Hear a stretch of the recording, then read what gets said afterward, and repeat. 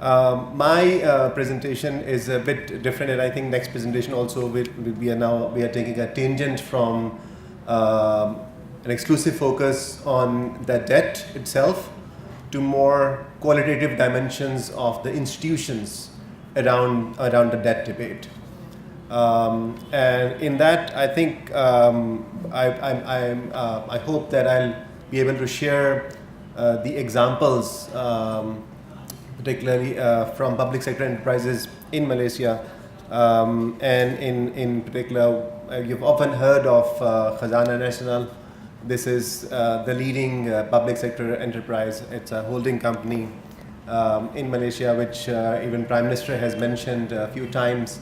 I think Finance Minister also has mentioned a few times as a model of how public sector enterprises can be managed. And since we have, I think in all the previous presentations, we have heard that public sector enterprises do contribute to the growth of public debt. It's important to understand it from a sort of a model point of view, that where is the limitation of the model. So what I have done here is I have essentially tried to share with you the achievements and also the limitations of Khazana National, which is the most well-known public sector enterprise in Malaysia.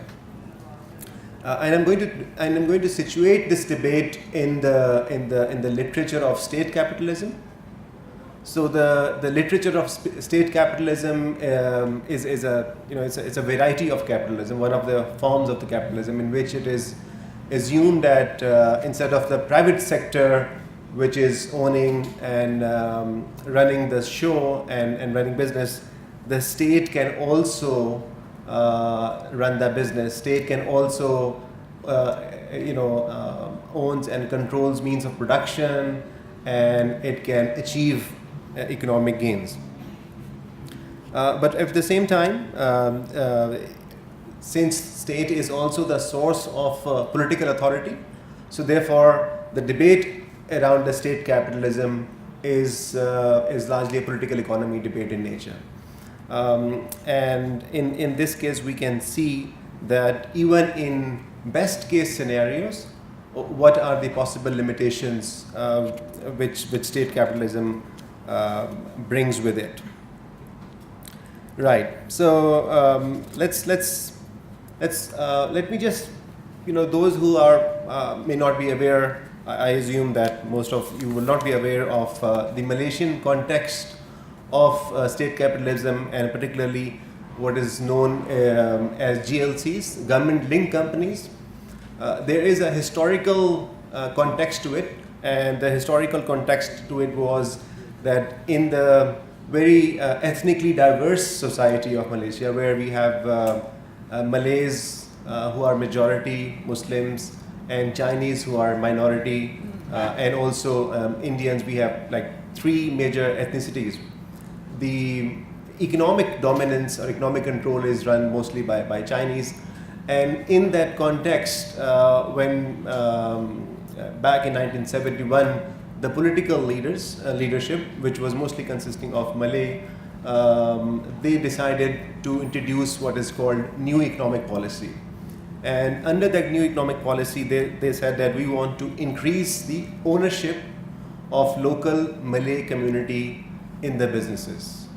So the benchmark which they used was how much percentage these local Malay community would have in the firms. And at that point, the ownership level was about 10%.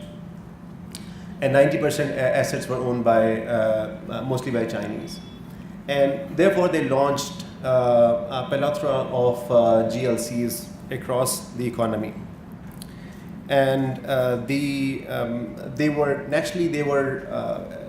appointed their own political leaders to run and own these companies, and state provided the capital.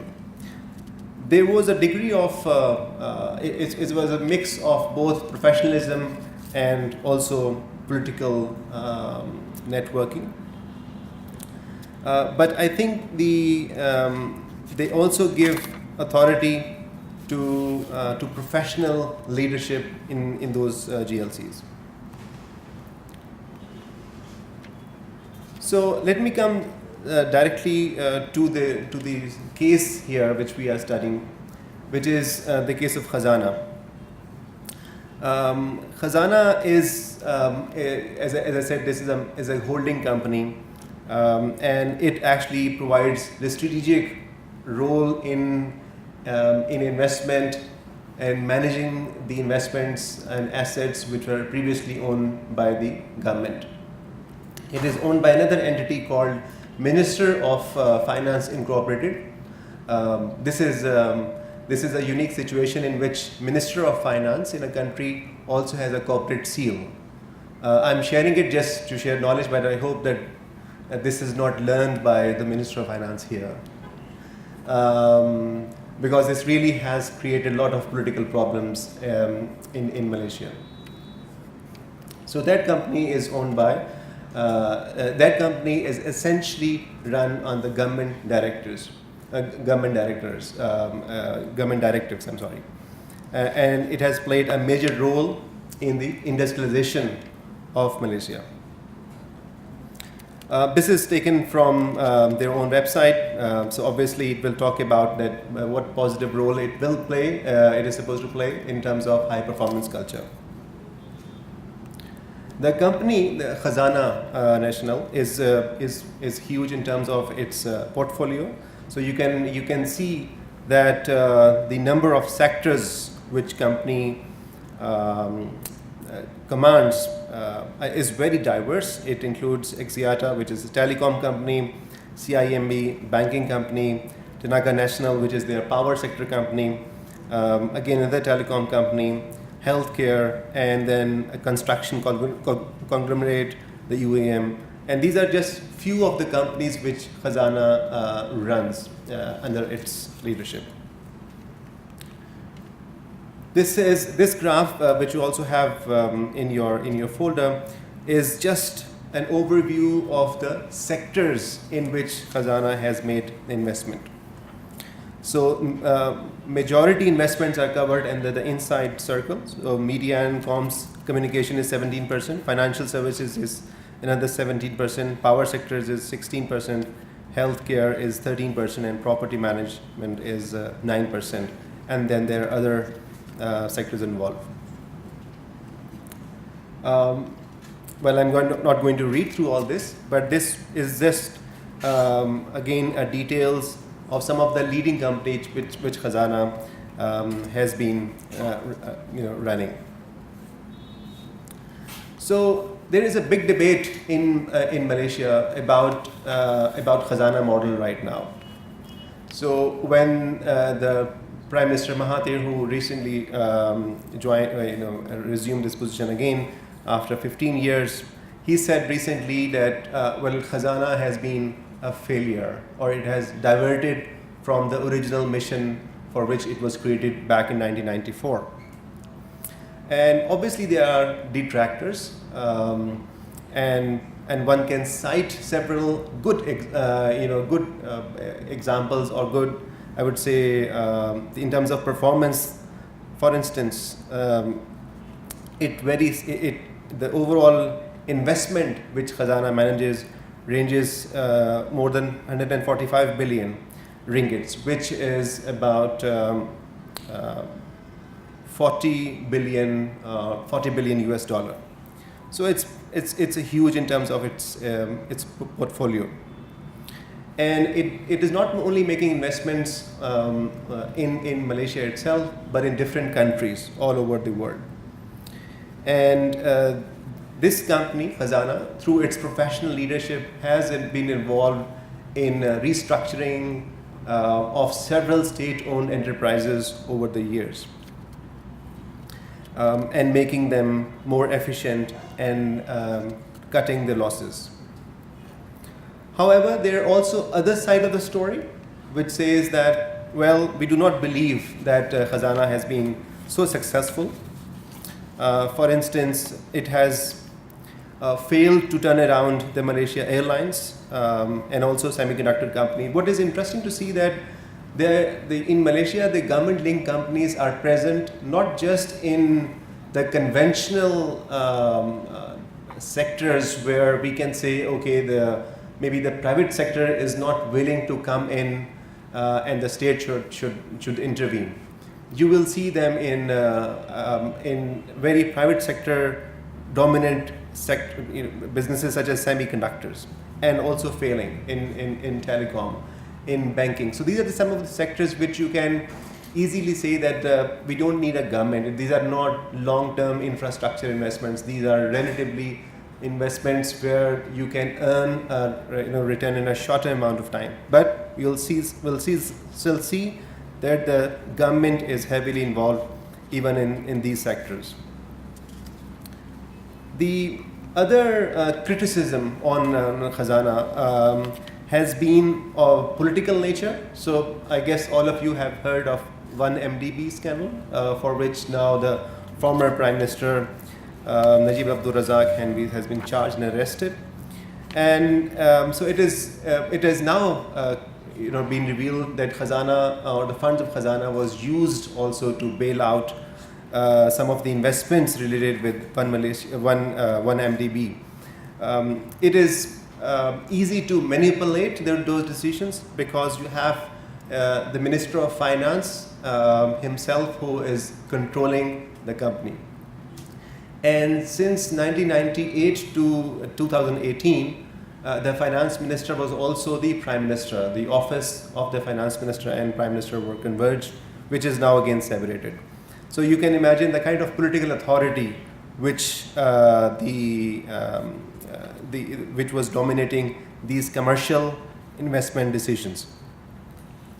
There is also this case that there was a very celebrated CEO, Salman who recently resigned after converting Khazana from a sort of less efficient and less profitable company to now where it is in terms of the commercial returns.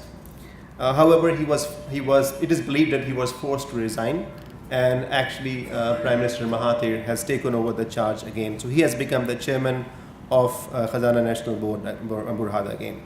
And it is feared that this can lead to again the same kind of political cronyism which is associated with Mahathir. Can we learn any lessons from Khazana experience? Well, the original motivation of all GLCs, state-owned enterprises in Pakistani context, it's a mix of both profit motivation and development objectives. So we want to say that the state comes in to help develop the economic infrastructure, and state is not there to earn profit necessarily. But at the same time, since state is in the business, we raise these expectations, and we build this expectation that state should also, these companies should also be not incurring losses. So these are the dual objectives, which is a source of continuous conflict in how the GLCs, the state-owned enterprises, are being managed. And because of the ownership structure, it is near to impossible to actually separate the running of these companies from political influence. Even if we have professional managers, professional CEOs, it is not easy for them to escape the political authority imposed from the top. And therefore, one can raise the question that despite relatively high degree of success which Khazana has acquired over last 20 odd years, is it an example of a functioning state capitalism, or just an exception to the rule? And to really dive deep into this whole very complex scenario, complex sea of the government-linked companies in Malaysia, the think tank which I'm heading in Malaysia recently published a book, or it's a report, which is called Government in Business, Diverse Forms of Intervention. So you can actually download it from IDEA's website. And you will be amazed that in Pakistan, when we often talked about GLCs, state-owned enterprises, if you look at the Privatization Commission website, the number would be about 200 odd companies. In Malaysia, there is no official count of state-owned enterprises available. Those which are counted, one count is that there are about 1,100 or 1,200 large-sized companies. But according to this research, which our think tank there published, if you include all companies which are also subsidiary to these GLCs, institutional enterprises, the number goes to astounding 68,000. So there are about 68,000 companies in Malaysia which are either directly or indirectly associated with government in the business. And it has certainly posed a much bigger challenge for the leadership there, which is not unlike here, which is there because of on reforms, on this claim that the previous regime was thoroughly corrupt and now we want to fix it.